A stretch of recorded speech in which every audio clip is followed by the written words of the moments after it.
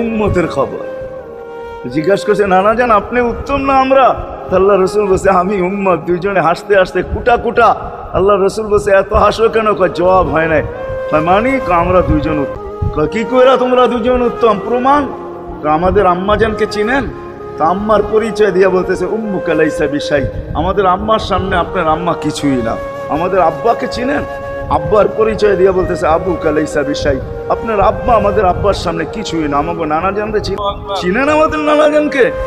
আমাদের নানা জানের সামনে জাদ্দুকা লাইসা বিশাই, আপনার নানা জানে তো মানুষ নামই জানে না। অনেকে আছে এখানে আল্লাহ রসুলের নানার নাম জানে না, আপনার নানার নামই মানুষ জানে না। আমাকে নানা জানকে চিনেন?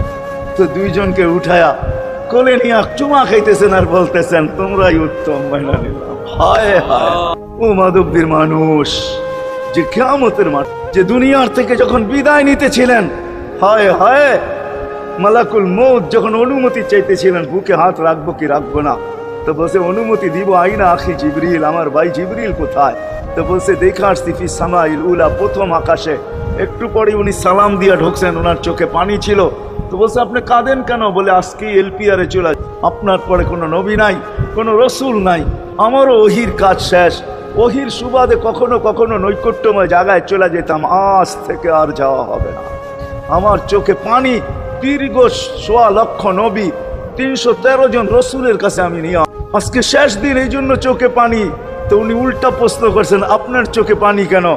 জিবরিল মালাকুল মউত দাঁড়ায় আছে, অনুমতি চাইতেছে বুকে হাত দেওয়ার জন্য।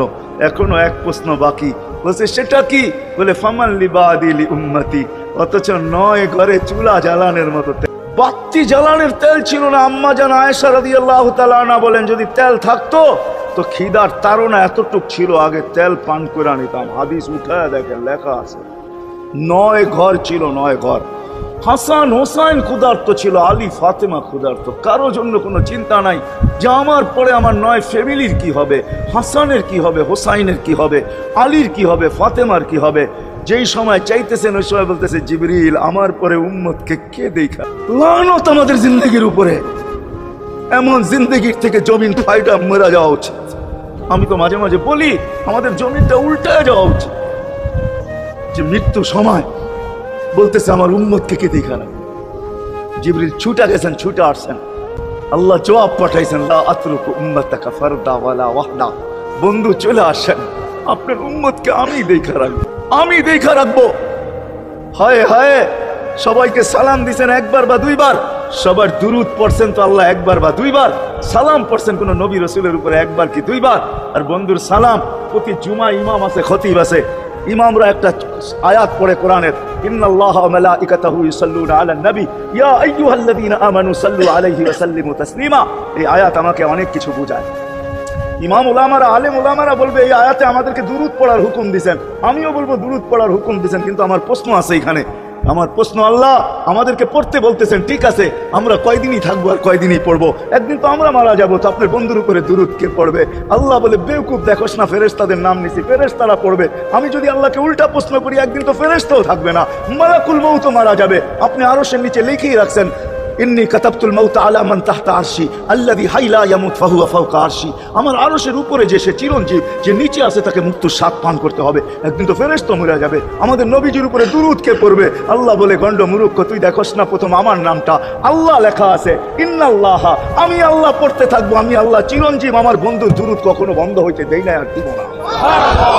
হায় হায় হায় হায়, ওই রাসূল আল্লাহ বলে উম্মতকে আমি দেখা রাখবো। জিবরিল বলতেছে ইন্নাল্লাহা ইয়ান্তাযিরুক, আল্লাহ আপনার অপেক্ষা করতেছে। উর্দু জগতে খুশির বন্যা বইতেছে। কেন?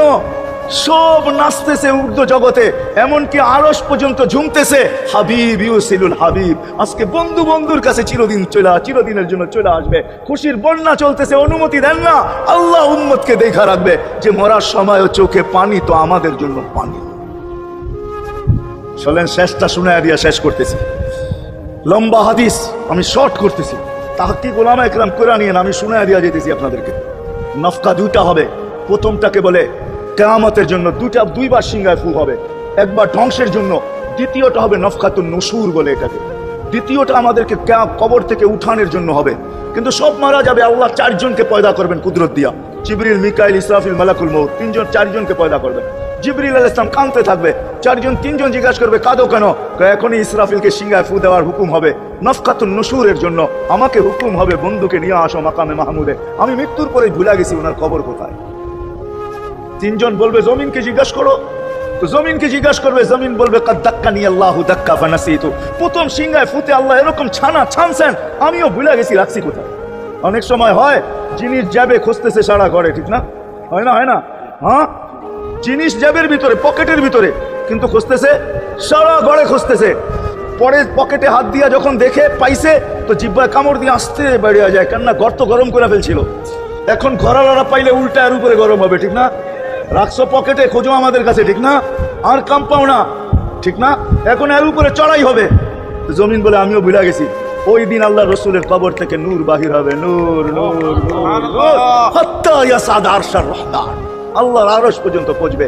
হুকুম হবে নিয়ে আসো। আসবে জিবরিল আলাইহিস সালাম, মারবে পর, চিনা মারবে পর, আর বলবে তুমি ইয়া হাবিবার রহমান, আল্লাহর বন্ধু ওঠেন। ও মাধবদের মানুষ, আপনার আমার হাবিব, আপনার আমার রসুল, যার আদর্শ আমাদের কদমে কদমে প্রয়োজন নিজের এই জীবনটাকে গ্রহণযোগ্যতা পর্যন্ত পৌঁছানোর জন্য, উনি কবর থেকে উঠবে, ওয়াহুয়া ইয়াবকি ওয়া ইয়াকুল, কাঁদতে কাঁদতে উঠবেন আর বলতে বলতে উঠবেন, জিবরিল আইনা উম্মতি, আমার উম্মত কোথায়? হায় হায় হায়। আসেন আজকে এই সিরত কনফারেন্স থেকে আমি তো আপনাদেরকে বুঝাইতেছি, আমার মন চায় জিনদেরকেও বুঝাই, ওদেরকে পাইলে ওদেরকে পায়ে ধরা বুঝাই, জিন ইনসানকে বলতেছি আসেন আজকে এই মজমার থেকে নবীর আদর্শ শিখেন। নবী আল্লাহ পাওয়া শুধু নবীর আদর্শের ভিতরে। এই জন্য আল্লাহ বলছে লাকাদ কানা লাকুম ফি রাসূলিল্লাহি উসওয়াতুন হাসানাহ লিমান কানা ইয়ারজুল্লাহ, যে আল্লাহ পাইতে চায়। বল আগের আয়াত কি? বল ইয়াউমিল আখিরা, আর যে আখিরাত পাইতে চায়, আখিরাতের বাদশাহী যে চায়, যে আল্লাহকে পাইতে চায়, আখিরাতের বাদশাহী পাইতে চায়। দুনিয়া 60-70 বছরে এখানে পাইলো যেমন, না পাইলো তেমনই। যে পাইছে তার জন্য সূর্যের গতি যতটুকু, ঋতু তার জন্য যেমন, ঘড়ির কাঁটা তার জন্য যেমন, যে পায় না তার জন্য সমানই। এখানের জীবন কাটা যাবে।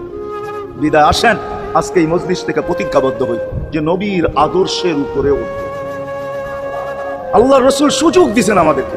আমি শেষ কথা বলতেছি, আগে এখন তো ব্রিজ আর ব্রিজ, ফ্লাইওভার আর ফ্লাইওভার, ঠিক না? হয়তো 2-1 বছর পরে আমরা এটাও দেখবো যে মাধবদীর ওই মাথার থেকে নিয়ে একবারে কোথায় পাঁচদোনা পর্যন্ত ফ্লাইওভার চলে গেছে, ঠিক না? গাড়ি উঠবে এখান দিয়ে ওইখানে যে নেমে যাবে, কোনো জ্যাম না জট, ঠিক না? হ্যাঁ, কিন্তু একদিন ছিল শাখো, ছিল আমাদের দেশে শাখো, চিনেন? বাঁশের শাখো ছিল। আল্লাহর রসুল বুঝাইতে চাইতেছে একটা সময় আসবে আমার উম্মত, বাঁশের শাখো, কেউ যদি বাঁশের শাখো থেকে স্লিপ খায় বা গাছে উঠা যদি গাছের থেকে পড়ে যেতে চায়, তো ডাল দইরা যেরকম লটকায়া থাকে, শাখর থেকে পড়তে যায় শাখর উপরের বাঁশ দইরা যেরকম লটকায়া থাকে।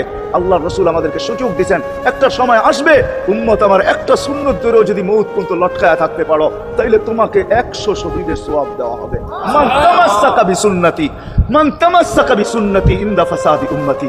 এই জন্য আসেন, আজকে বড় অবহেলিত, বড় বিক্ষিত, বড় লাঞ্ছিত, বড় ঘৃণিত আমাদের রসুলের আদর্শ